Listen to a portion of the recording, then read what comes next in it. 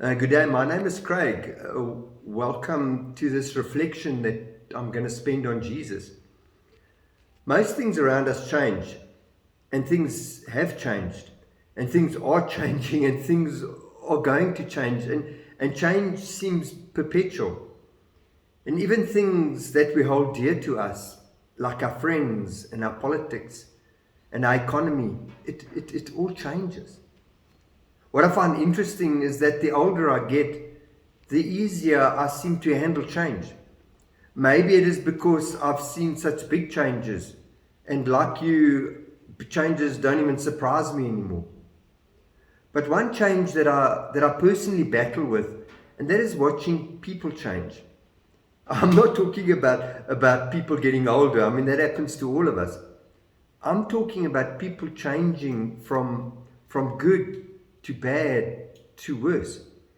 I'm talking about people making promises and breaking them. I'm talking about people who were in love and now resent each other. I'm talking about people that you counted as your friend, and now you struggle to see the good in them. I know that people are changeable, and that's the way it's meant to be, so there's an opportunity for people to change for the better. But it's not always for the better. Sometimes people change for the worse. People change. And that is why this verse in this book of Hebrews has caught my attention. The author of Hebrews spends an enormous amount of time trying to explain or arguing that Jesus is better. In fact, if you want to sum up the book of Hebrews in the Bible in one easy sentence or 3 words, it would be that Jesus is better. And that's the summary of the whole of the book of Hebrews. Jesus is better. And in this writing, and as it draws to a near or near to a close, the author pens these amazing one-liners. And I'd like to share one with you and spend some time on it. And it's in Hebrews chapter 13, verse 8. And it says, Jesus is the same yesterday, today, and forevermore. And this is rather strange, considering that there was a time when the Son of God was purely spirit. And the second person of the Trinity, living in unbroken and joyful fellowship with the Father and the Holy Spirit. And then things changed, and he became a human being whom we call Jesus. And then things changed yet again, and he was raised from the dead and glorified and being exalted to the right hand of God, where he now lives and rules as sovereign over all things. So obviously there was a change in the manner or the mode of existence of the Son of God. But he didn't change in any of his attributes or in any of his characteristics or in any of his purposes. He changed not in the sense that he is no longer God, but in the sense that he is now also man.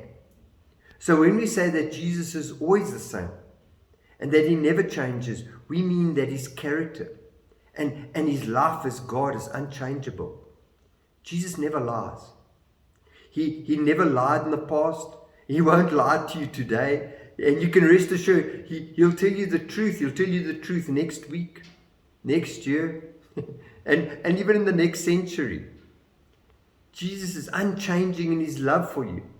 His love for you doesn't rise and fall like a thermometer. His commitment to keep his promises never changes.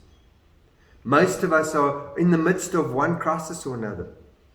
Some profound and disturbing change in our life or in the lives of our children or extended family or in our career paths. So why should we care about what appears to be a theological statement about the unchanging nature of Jesus Christ? And why now? Why now over this Holy Week? I want to propose that to remember that Jesus revealed his love for us on the cross some 2,000 years ago. And that love has not changed one little bit. And now in the present day, despite the pandemic, despite floods, despite the loss of loved ones, Jesus loved and loves us. Jesus is present with each of us through the Holy Spirit.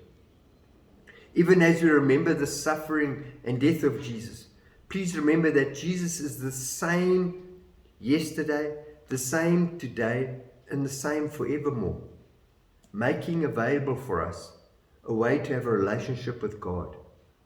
His unchanging passion, His unchanging commitment, His unchanging love.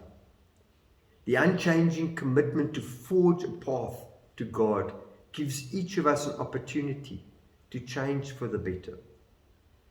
My hope is that you spend time this Easter remembering the unchanging love, the unchanging grace, and the unchanging commitment that Jesus presents to each of us to be in a relationship with God. So may you keep safe, may you keep dry until we meet again.